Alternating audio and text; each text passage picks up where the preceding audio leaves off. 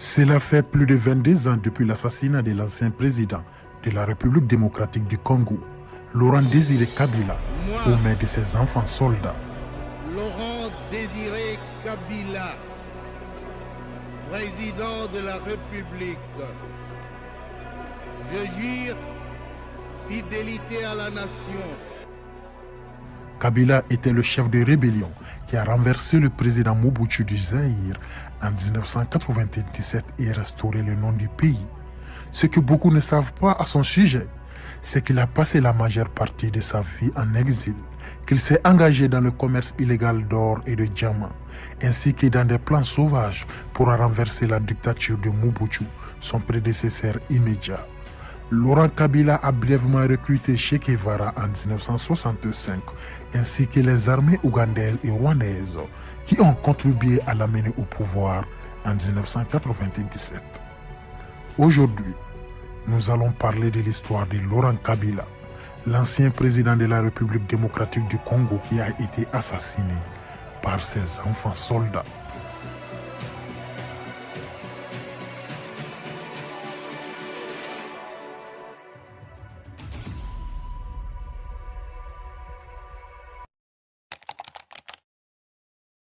Laurent Désiré Kabila est né dans la province de Katanga, une partie de ce qui était alors le Congo belge. C'était en 1939.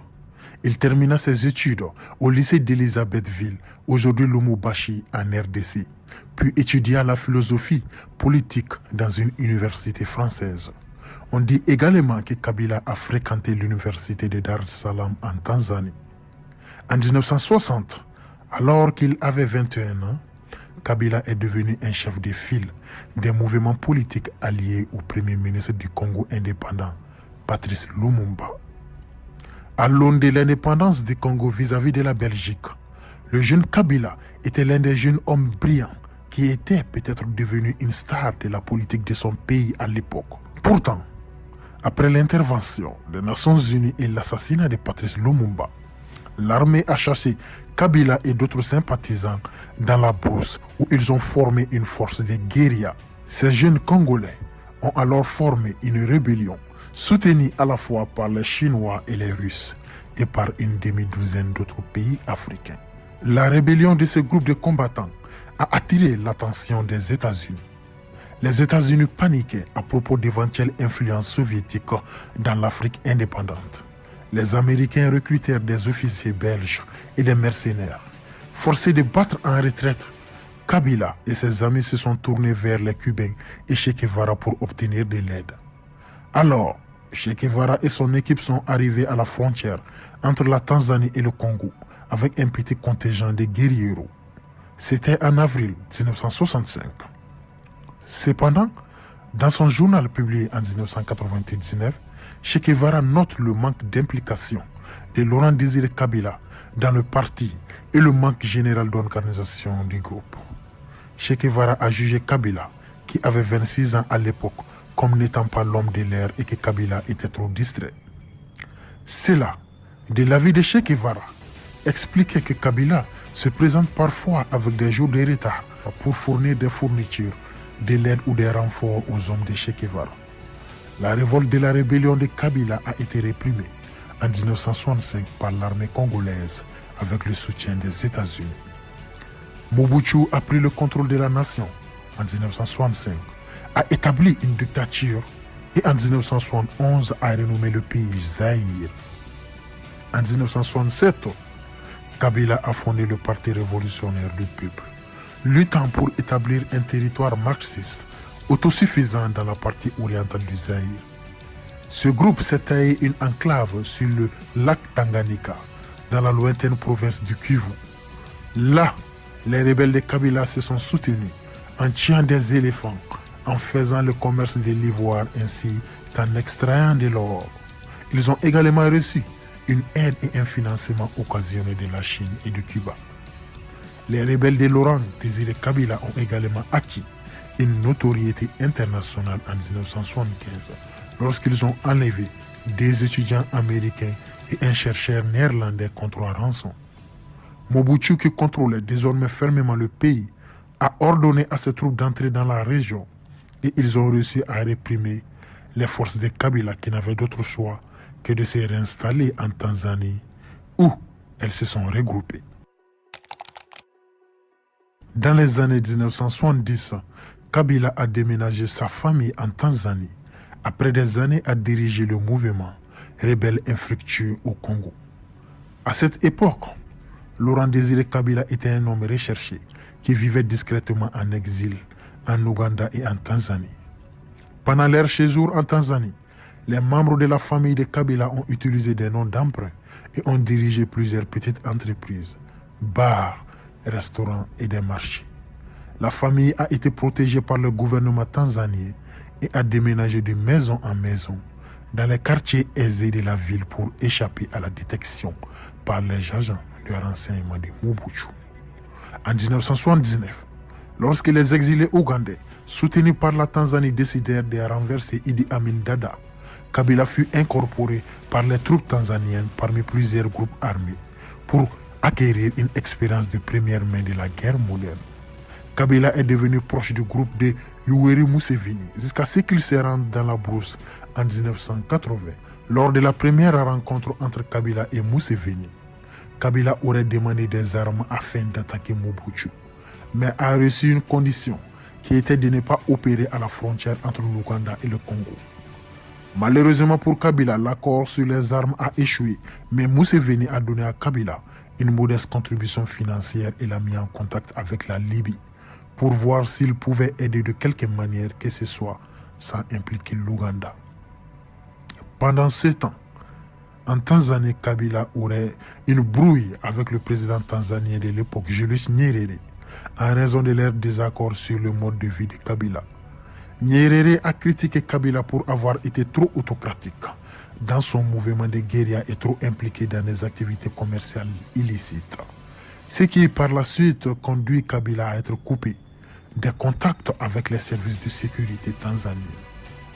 À l'époque, en 1985, alors que Kabila vivait à Dar es Salaam, il avait été impliqué dans la contrebande d'or et de diamants, ainsi que de bois sur le lac Tanganyika. Après tout cela, Kabila a disparu de la vue publique. Pendant 15 années suivantes, il n'a réapparu qu'en 1994.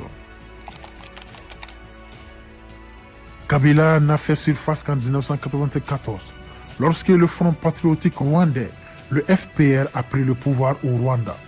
Le président ougandais Yoweri Museveni a présenté Kabila au vice-président rwandais de l'époque, Paul Kagame, qui a eu un conflit aigu avec le président Mobutu à propos de réfugiés rwandais à la frontière rwando-congolaise, qui étaient retenus en otage par des milices inter-Rwandais au Congo et des miliciens Hutu qui avaient mené le génocide au Rwanda, ainsi que des éléments de l'ancienne armée rwandaise et l'ancien gouvernement rwandais.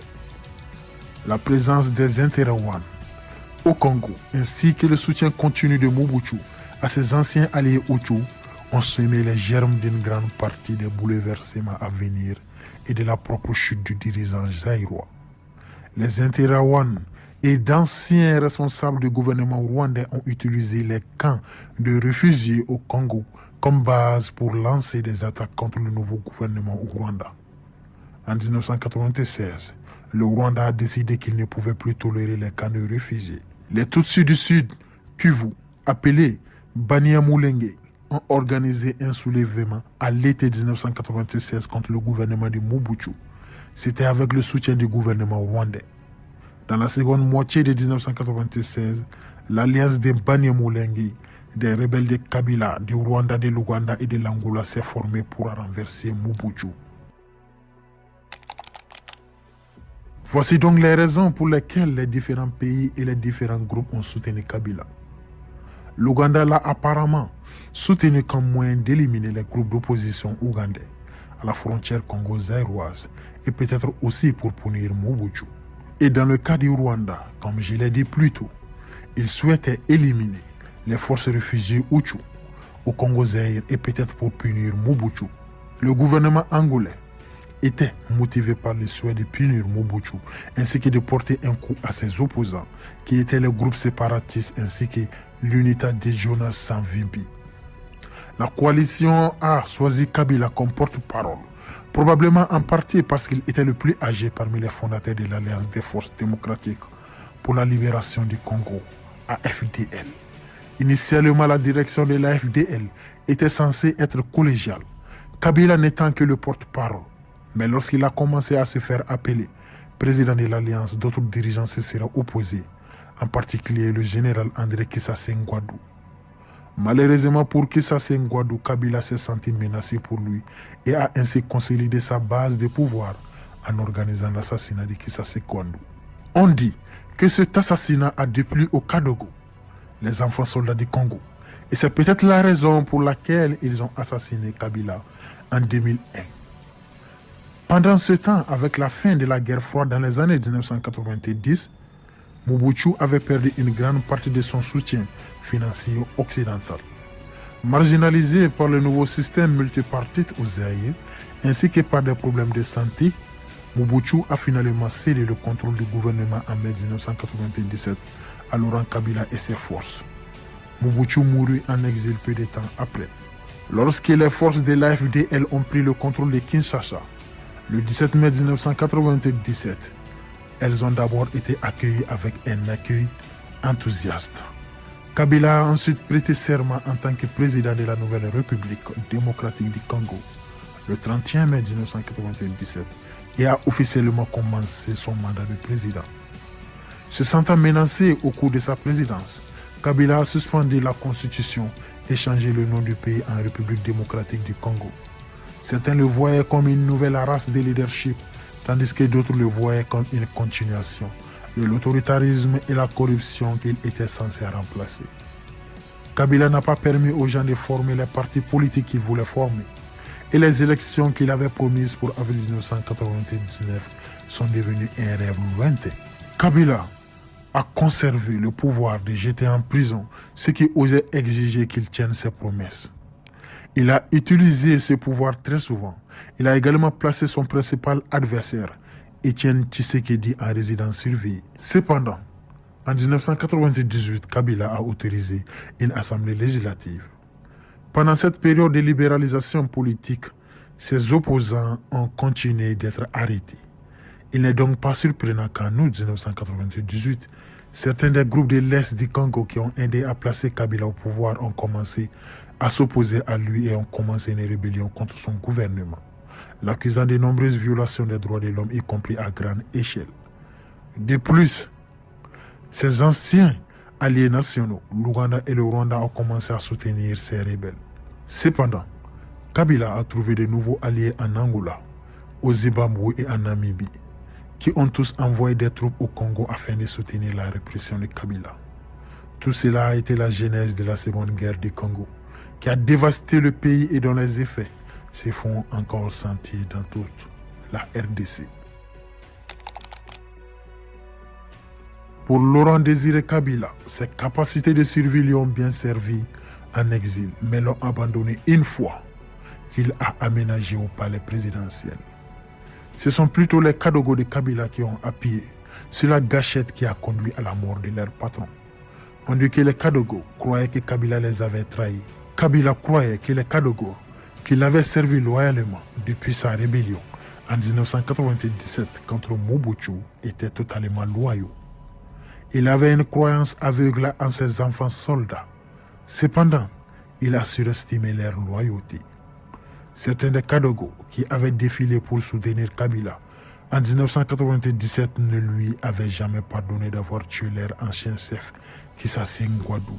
Ainsi, le complot visant à tuer Kabila a commencé début janvier 2001, lorsqu'un groupe dissident de Kadogo s'est rendu à Brazzaville, en République du Congo, et rédigé un document énonçant l'opération Bongo Zero. Bongo est un mot swahili pour buffle, une référence à la stature physique de Kabila. On dit que le plan était que les conspirateurs s'infiltrent dans des positions stratégiques à Kinshasa, la capitale de la RDC, y compris le palais présidentiel, la station de radio et de télévision nationale et le siège de la compagnie d'électricité du pays. L'ensemble du complot impliquait quelques gardes du corps de Kabila au palais présidentiel, dont beaucoup ont été arrêtés après le meurtre. La veille de l'assassinat de Kabila, il avait été témoin de l'exécution de 45 Kadogos, tous soupçonnés de comploter contre lui. Voici donc une version des événements qui se sont déroulés en cette nuit fatidique du 16 janvier 2001. On raconte que le jeune assassin de Kabila est entré dans le bureau du président, alors que Kabila discutait avec un conseiller à propos d'un sommet imminent avec la France, qu'il espérait être son salut politique. L'assassin s'est penché sur Kabila, supposant que l'adolescent voulait lui parler et a alors sorti un revolver et a tiré 4 fois sur le président, puis s'est échappé avec d'autres conspirateurs, pendant que le palais présidentiel résonnait de coups de feu. 2 jours plus tard, les responsables congolais ont annoncé la mort de Kabila. Son fils Joseph Kabila, alors âgé de 28 ans, est devenu le prochain président du pays. Après les événements de cette nuit fatidique, le 16 janvier 2001, un ancien collaborateur de feu le président congolais, Laurent Désiré Kabila, le colonel Idi Kampa, a été condamné à mort pour avoir tué le président. Un autre haut responsable et son garde-corps ont été impliqués dans le meurtre. Le colonel Idi Kampa était le bras droit de Laurent Désiré Kabila et le chef d'état-major de l'armée. Idi Kampa et Georges Leta ont été reconnus coupables d'avoir été le cerveau de l'assassinat ainsi que plusieurs autres membres de l'équipe du défunt président. 20 ans plus tard, en janvier 2021, les hommes reconnus coupables de l'assassinat de Laurent Kabila ont été graciés par l'actuel président de la RDC, Félix Tshisekedi. Cependant, la question de savoir qui était exactement derrière le meurtre de Kabila reste dans les annales de l'enquête.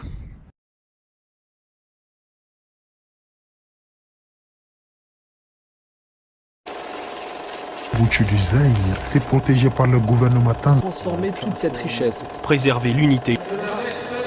58 nouveaux présidents élus.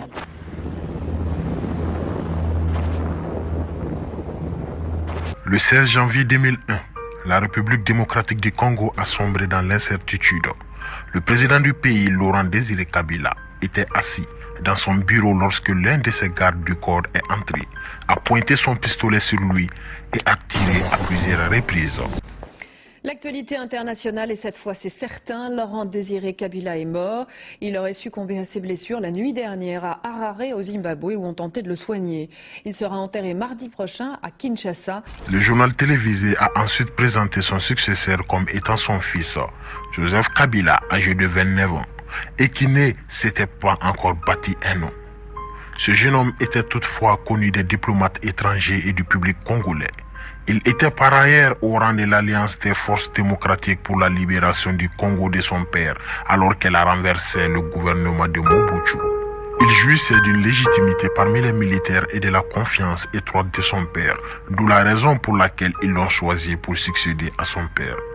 Le jeune Kabila a hérité d'un pays qui traversait une guerre insoluble, vide d'institutions civiles et l'héritage des violations des droits de l'homme commises sous les règnes de son père, Laurent Désiré Kabila, ainsi que du dictateur Mobutu.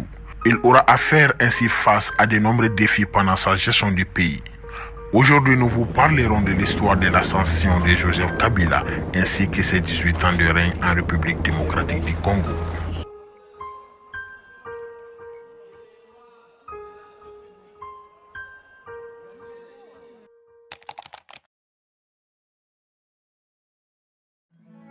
Les origines de Joseph Kabila, y compris sa filiation, son lieu et sa date de naissance font l'objet d'une controverse persistante.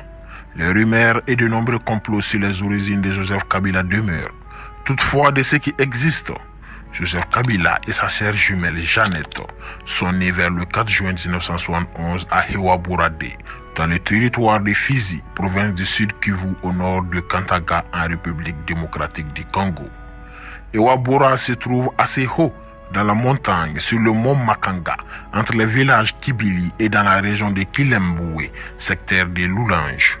C'était le quartier général de la guérilla de Laurent Désiré Kabila, son père. La mère de Joseph Kabila, Sifa Mahenya, était l'une des 3 épouses de Laurent Kabila. Elle est de la province de Maniema, au centre-est du Congo. Certaines personnes ont affirmé qu'elle était une Tutsi venue du Rwanda. De nombreux détracteurs de Joseph Kabila ont soutenu qu'il était un étranger. Cette accusation l'a poursuivi des années plus tard, car le chef de l'opposition, Étienne Tshisekedi, l'a accusé de ne pas être le fils légitime de Laurent Kabila. Cette accusation avait une certaine signification, surtout dans un pays qui était encore sous le choc d'une invasion des forces rwandaises dans ce qui est devenu les guerres du Congo.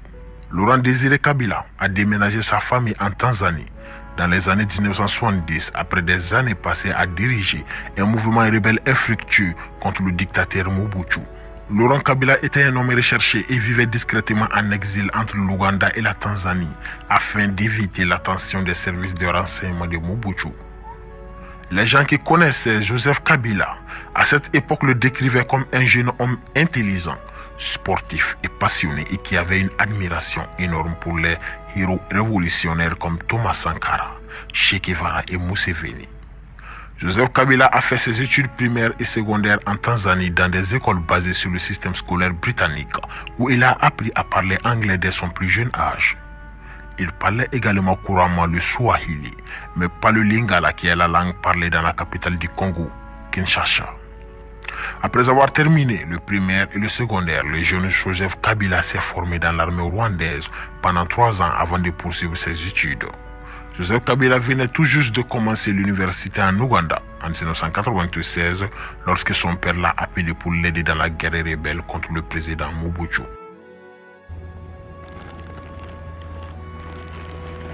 Dans les périodes de 1996 et 1997, connues comme la première guerre du Congo, Laurent Désiré Kabila a dirigé l'Alliance des forces démocratiques pour la libération du Congo, l'AFDL, le groupe rebelle qui voulait mettre fin à la dictature de Mobutu. Durant cette guerre, Joseph Kabila a travaillé aux côtés d'une personnalité rwandaise de premier plan, James Kabarebe, qui était à l'époque stratège militaire et chef du mouvement rebelle AFDL de Laurent Désiré Kabila. James Karabere souhaitait que le jeune Joseph, alors âgé de 25 ans, participe aux opérations militaires menées par les forces de l'AFDL sur le sol congolais. Derrière l'AFDL de Laurent Désiré Kabila se trouvaient les troupes de la puissance de feu et le conseil diplomatique du Front patriotique rwandais, le mouvement de résistance nationale ougandais, mais aussi le Front populaire de libération de l'Érythrée, ainsi que le gouvernement burundais et tanzanien. Les membres de cette coalition des mouvements de libération avaient chacun leur propre motivation pour vouloir renverser Mobutu. Lorsque cette coalition a scellé le sort de Mobutu, Laurent Désiré Kabila a annoncé en mai 1997 de Lumumbashi qu'il assumait la présidence de la République. Suite à l'accession de Laurent Désiré Kabila à la présidence, le jeune Joseph Kabila a ensuite suivi une formation complémentaire à l'Université de la Défense nationale de Pékin en Chine. L'aide que Laurent Désiré Kabila avait reçue des deux soi-disant pays amis, le Rwanda de Paul Kagame et l'Ouganda de Museveni, n'était pas venue sans condition. Le peuple congolais ressentait un profond ressentiment face à la présence et l'influence rwandaise et ougandaise dans leur pays. Les Congolais ont incité Laurent Désiré Kabila à reconsidérer ses relations avec ses anciens amis. Dans un contexte de détérioration des relations avec le Rwanda, le président Kabila a démis James Kabarebe de son poste de chef d'état-major de l'armée et a ordonné aux soldats rwandais de quitter la RDC. Cela a déclenché la deuxième guerre du Congo. Dans les mois suivants, la RDC a été divisée en deux zones, l'une dirigée par Laurent Kabila avec le soutien des forces armées du Zimbabwe, de l'Angola, de la Namibie, du Tchad et du Soudan, et l'autre par la branche armée ougandaise et burundaise. En plus de ces forces, un groupe appelé le MLC, Mouvement de libération du Congo, dirigé par Jean-Pierre Bemba Gombo, et le RCD-KML, Rassemblement congolais pour la démocratie Kisangani, Mouvement de libération, a occupé d'autres régions du pays. La deuxième guerre du Congo a précipité le retour de Joseph Kabila au Congo en août 1998 lorsqu'il a été nommé général-major et chef d'état-major de l'armée congolaise à l'âge de 27 ans. Sa promotion rapide a surpris beaucoup compte tenu du temps très court qu'il avait passé dans l'armée. Il a été l'un des principaux commandants militaires pendant la deuxième guerre du Congo. La vie de Joseph Kabila a radicalement changé au début de 2001. Le 16 janvier 2001, son père Laurent Désiré Kabila était assis dans son bureau au palais à Kinshasa lorsque l'un de ses gardes du corps lui a tiré dessus à plusieurs reprises. À la suite de cet incident, les conseillers de Laurent Kabila se sont empressés de faire en sorte que son cadavre soit transporté par avion au Zimbabwe sous le couvert de se faire soigner. Les frontières du Congo ont été fermées, les aéroports et un couvre-feu a été annoncé lorsqu'il est devenu évident que les blessures par balle de Laurent Kabila étaient mortelles. Ses proches alliés en consultation avec plusieurs membres du cabinet présidentiel se sont réunis afin de décider d'un successeur et ils ont choisi son fils. Joseph Kabila était la seule personne capable de travailler avec les factions gouvernementales et militaires. Avec cette nomination, des tensions ont éclaté entre les hauts responsables du gouvernement. Joseph Kabila n'avait que 29 ans et n'avait pratiquement aucune expérience. Donc, des commandants militaires devaient être convaincus de l'aptitude de Joseph Kabila à gouverner. Cela n'était pas difficile puisque Joseph Kabila était bien connu et généralement respecté au sein de l'armée. Un obstacle inattendu était la réticence initiale de Joseph Kabila à accepter l'offre que les conseillers de son père lui ont demandé de devenir président. On dit qu'il était au début très résistant à l'idée, probablement parce qu'il craignait pour sa vie. Il a finalement cédé et accepté la proposition. Et ainsi, le 27 janvier 2001, un jour après la mort de son père, Joseph Kabila est devenu président de la République démocratique du Congo et à l'époque le plus jeune chef d'État du monde. Les Congolais ne savaient pas à quoi s'attendre de leur nouveau président. Ils ne savaient pas s'il était assez fort pour maintenir l'unité ou s'il pouvait poursuivre la guerre ou la paix. À une certaine époque, de nombreuses personnes étaient mécontentes de la manière dont Joseph Kabila était arrivé au pouvoir. Elles s'opposaient donc au fait qu'il ait été choisi secrètement et automatiquement. D'autres désapprouvaient ce choix parce qu'ils n'étaient pas satisfaits du bilan de son père en tant que dirigeant. Ils pensaient également que Joseph Kabila était facilement influençable, une marionnette des conseillers de son père. Quoi qu'il en soit, lorsque Joseph Kabila est devenu président, le pays était confronté à de nombreux défis. Près de la moitié du territoire national était occupé par les armées des pays voisins qui avaient leurs propres plans pour le Congo. Malgré cette situation compliquée, Joseph Kabila a fait preuve d'une forte volonté. Il a compris que rester au pouvoir ne pouvait pas être laissé au hasard. Immédiatement après avoir hérité de la présidence, il a pris des décisions surprenantes qui s'écartaient complètement de celles de son père. Entre autres, il a licencié les anciens conseillers de son père et alliés. Joseph Kabila a également entamé les relations bilatérales avec des alliés clés tels que les États-Unis, la France, la Grande-Bretagne et la Belgique, entre autres.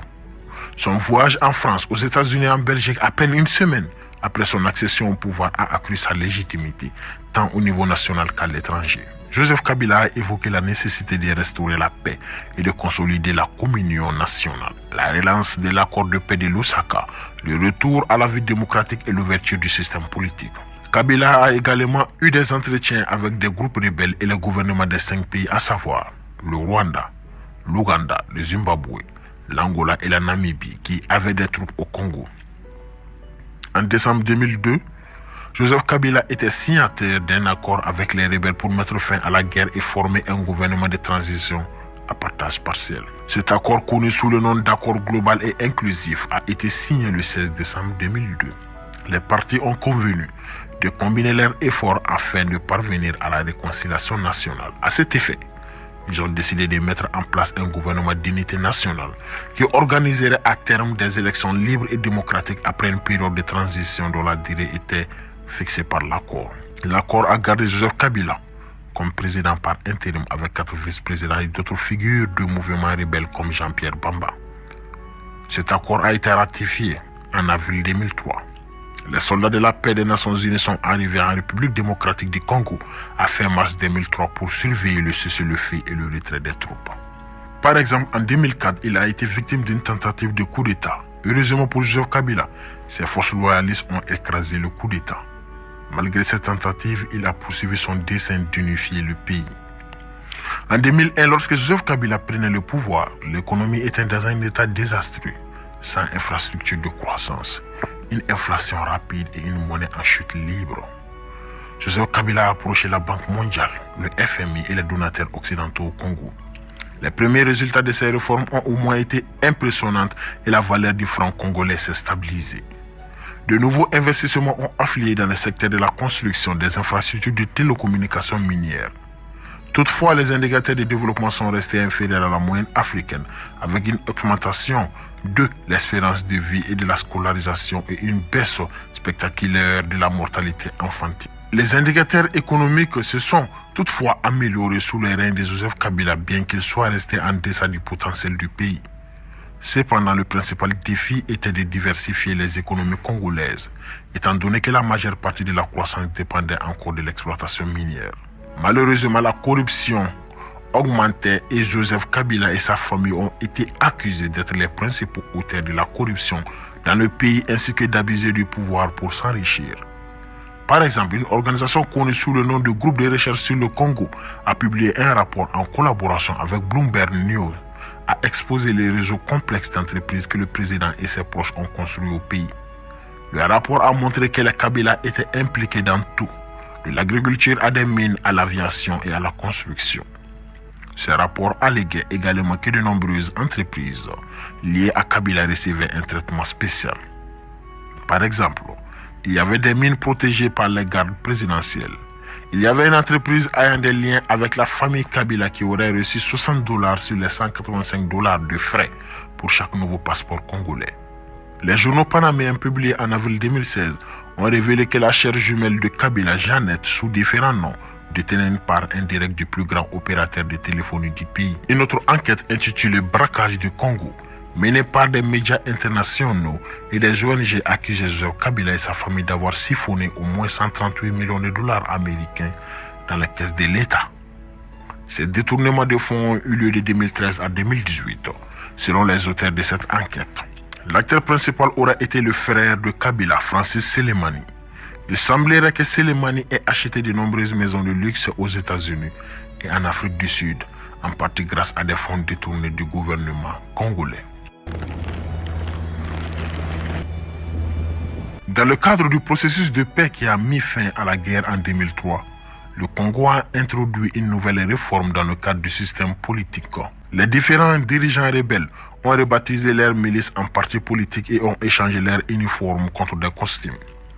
Une nouvelle constitution a été rédigée, de nouveaux puissants soutiens internationaux et nationaux, dont les diplomates américains à Kinshasa, ont permis à Joseph Kabila de contrecarrer ses opposants en quête de la présidence, notamment pendant les élections de 2006. Le principal parti d'opposition, Etienne Tshisekedi, a continué à jouer son rôle d'opposant.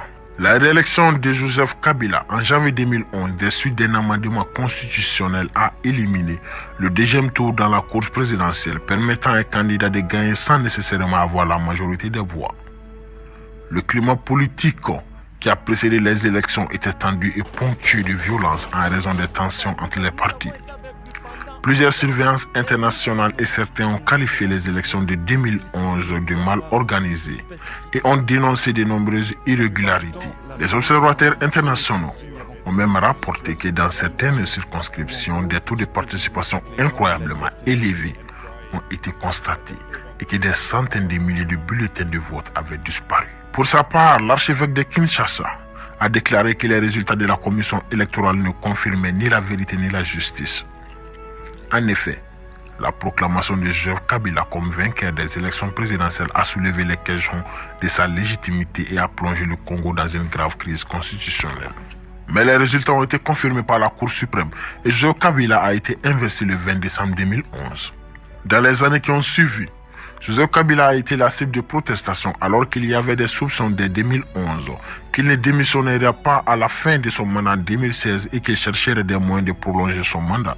Ces soupçons se sont confirmés lorsque 3 ans avant le vote prévu, il a fait pression en faveur d'un amendement constitutionnel qui supprimerait la limite de 2 ans de mandat. Mais cette tentative a échoué et a déclenché des défections au sein de la coalition au pouvoir de Kabila. Ses alliés ont ensuite proposé un long recensement national qui repousserait la date, mais qui a également échoué. Kabila s'est donc tourné vers des moyens plus créatifs. Par exemple, le gouvernement a annoncé que les 11 provinces du Congo seraient divisées en 26, ce qui a eu pour effet d'affaiblir les politiciens rivaux et de détourner les ressources des élections. Les soupçons contre Kabila se sont renforcés après que la Cour constitutionnelle a statué en mai 2016 que si les élections étaient retardées, Joseph Kabila resterait en fonction jusqu'à ce qu'un successeur puisse être élu et installé plus tard. Le tribunal a fait une demande de la commission électorale visant à reporter les élections de 2016. L'une des raisons évoquées pour retarder les élections était la logistique liée à la tenue des élections. L'élection présidentielle a finalement été reportée et programmée pour le 23 décembre 2018. Après des périodes de spéculation sur les intentions de Joseph Kabila, il a été confirmé qu'il ne présenterait pas à l'élection et qu'il soutiendrait plutôt la candidature d'Emmanuel Ramazani Shadari. Lorsque les résultats ont été proclamés, Félix Tshisekedi, fils d'Étienne Tshisekedi, décédé en 2017, est élu. Martin Fayulu, un autre candidat de l'opposition, et d'autres ont accusé Félix Tshisekedi et Joseph Kabila d'avoir conclu un accord pour assurer la victoire électorale du premier en échange de la protection des intérêts de Kabila. Martin Fayulu a contesté les résultats devant la Cour constitutionnelle, mais le tribunal a déclaré Tshisekedi vainqueur. Joseph Kabila a démissionné le 24 janvier 2019, mettant fin à son mandat. Cet événement constitue la première transition pacifique du pouvoir au Congo depuis son indépendance en 1960. Ceci marque la fin des 18 années de règne de Joseph Kabila en République démocratique du Congo. Merci et à la prochaine.